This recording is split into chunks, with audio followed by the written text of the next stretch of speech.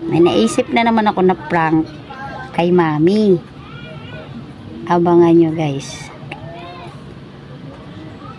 Yan guys, magtitimpla na ako ng ito para hindi naman pangit at hindi makasama sa balat. So pagsasamahin ko tong pulbo at saka itong sunscreen.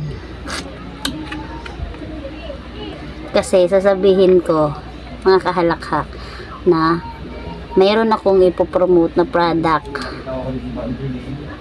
na nakakapagpaitim ng kilay at nakakapagpatubo ng kilay.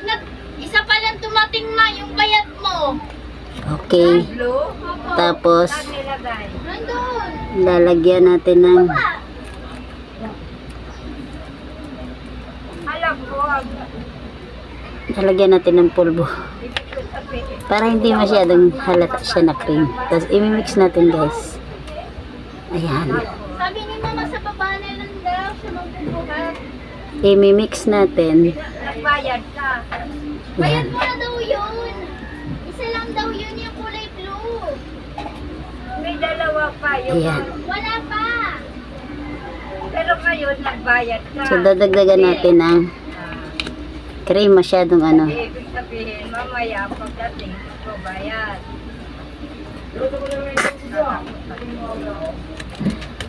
Hanggang ka sa ano, sa hollow block. Tapos guys, ayan.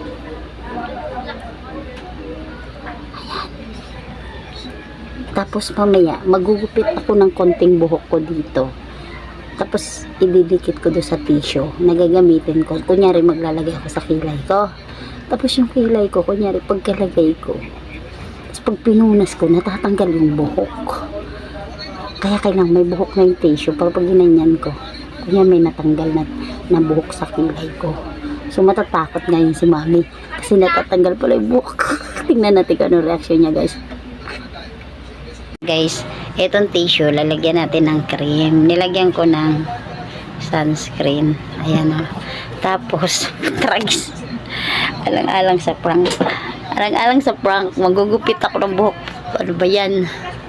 Kasi lalagay natin yan dito sa tissue guys. Para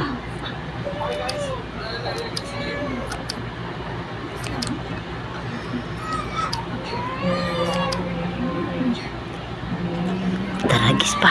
Bakit ano ang problema ko? May kulay yung buhok ko guys. Baka sabihin bakit may kulay yung buhok ko. Hala, saan ako magugupit? Ayan dito yung itim ko sa tuktok guys.